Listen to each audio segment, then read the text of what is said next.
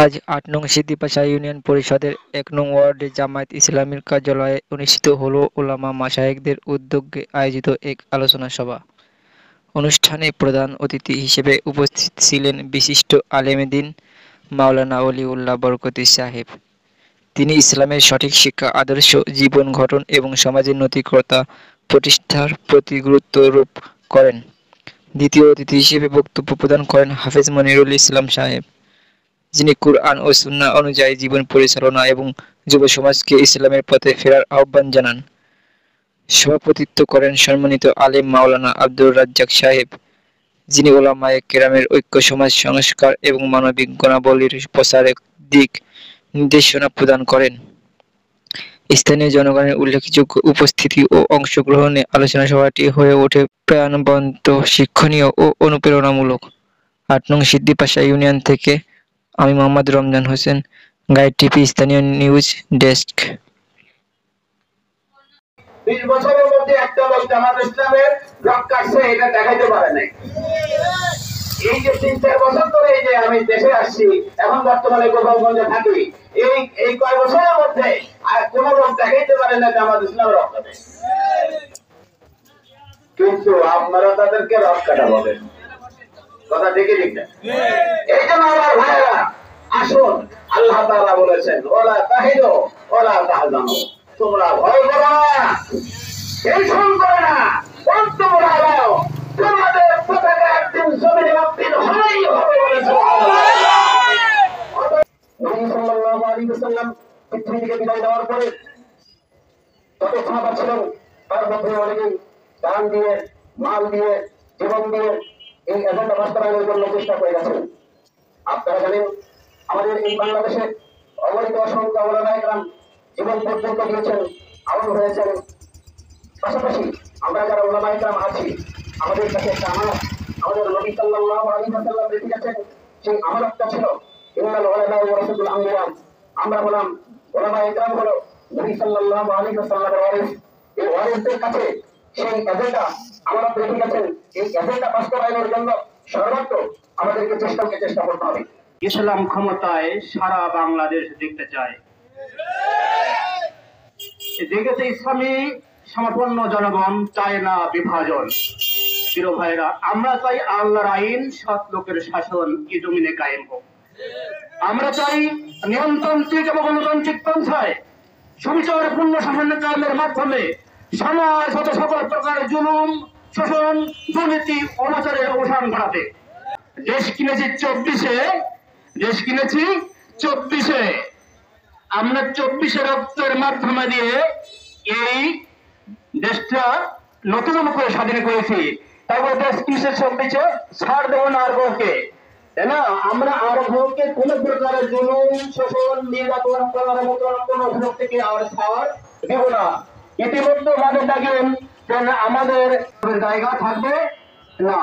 প্রিয় ভাইরা, এজন্যই আমরা সর্বোচ্চ চেষ্টা করব। আমাদের স্লোগান হবে গর্ব মোরা সোনার বাংলা, গর্ব মোরা সোনার বাংলা, ভোট দেব দাঁড়িপাল্লা, ভয় পাবো না দাপটে। সম্মানিত সুধী মণ্ডলী, আমাদের বাংলাদেশ স্বাধীন হয়েছে কত বছর? 54 বছর। আক্ষরিক অর্থে আমাদের দেশটা স্বাধীন হয়েছে, কিন্তু প্রকৃতপক্ষে আমাদের বাংলাদেশ স্বাধীন হয় নাই, ঠিক কিনা বলেন? আমাদের দেশটার নাম কি? সোনার বাংলা। এক সময় আমাদের এই দেশের মানুষ, আমাদের বাংলাদেশে পৃথিবীর এমন কোন দেশ ছিল না সেই দেশের মানুষ আমাদের বাংলাদেশে এসে চাকরি করতো না, ঠিক কিনা বলেন? আমাদের বাংলাদেশে এক সময় একটা শাড়ি তৈরি হতো, 14 হাত, 13 হাত, 14 হাত শাড়ি একটা মেজের খোলের ভেতরে রাখা যেত। সেই শাড়িটার নাম কি? মুসলিম শাড়ি। কোন দেশে তৈরি হতো? পৃথিবীতে এত সুন্দর এবং এত দামি শাড়ি পৃথিবীতে আর কোথাও তৈরি হতো না। নবাব শায়েস্তা খাঁর আমলে আমাদের বাংলাদেশে টাকায় কয় মণ চাউল পাওয়া যেত? 8 মণ। মুরব্বী যারা আছেন তারা জবাব দেবেন, টাকায় কয় মণ চাউল পাওয়া যেত? আমাদের বাংলাদেশ আসলেই সোনার বাংলা ছিল। আমাদের এই বাংলাদেশ একসময় হিন্দুরা শাসন করেছেন। ইখতিয়ার উদ্দিন মোহাম্মদ বিন বখতিয়ার খিলজি মাত্র 17 জন অশ্বারোহী সৈন্য নিয়ে লক্ষণ সেনের রাজপ্রাসাদের সামনে এসে একটা তাকবীর দিয়েছেন, সেই তাকবীরটা কি? নারে তাকবীর। জোরে বলতে হবে নারে তাকবীর। লক্ষণ সেনের কলিজা থরথর করে কেঁপে উঠেছে। রাজপ্রাসাদের পেছনের দরজা দিয়ে বেরিয়ে নদী সাঁতরিয়ে জীবন রক্ষা করেছে।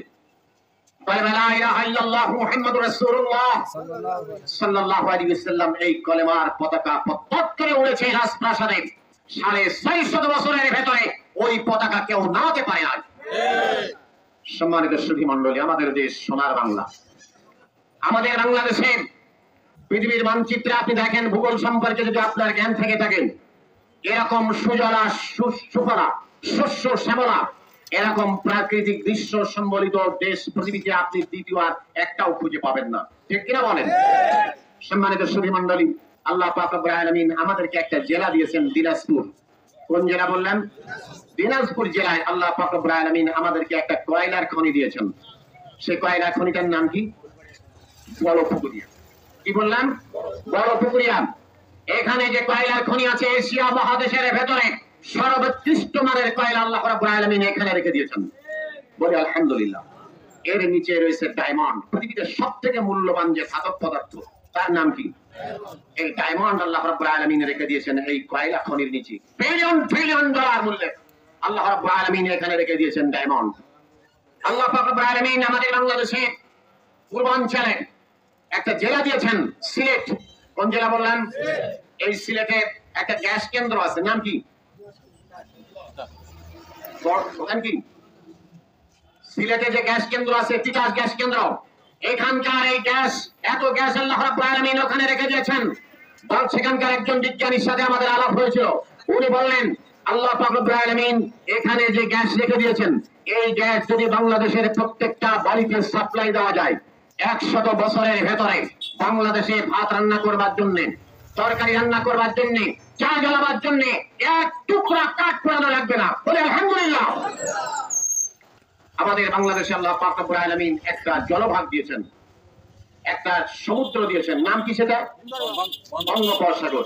এই বঙ্গোপসাগরের ভেতরে রয়েছে অসংখ্য তেলের খনি, এখানে রয়েছে অসংখ্য সোনার খনি। বলি আলহামদুলিল্লাহ। এইগুলো যদি আমরা উত্তোলন করতে পারি, আমাদের দেশে সম্পদের অভাব নেই। শুধু অভাব হচ্ছে মাত্র 3টা জিনিসের। সবাই আন্দোলন করে বলতে হবে কয়টা জিনিসের? একটা হচ্ছে আল্লাহর আইন। সবাই বলতে হবে 1 নম্বর কি? আল্লাহর আইন। সৎ এবং যোগ্য লোকের শাসন। সবাই বলতে হবে কয়টা জিনিসের? 1 নম্বর কি? 2 নম্বর সৎ, এবং সৎ হলেই হবে না, বা যোগ্যতা সম্পন্ন হতে হবে।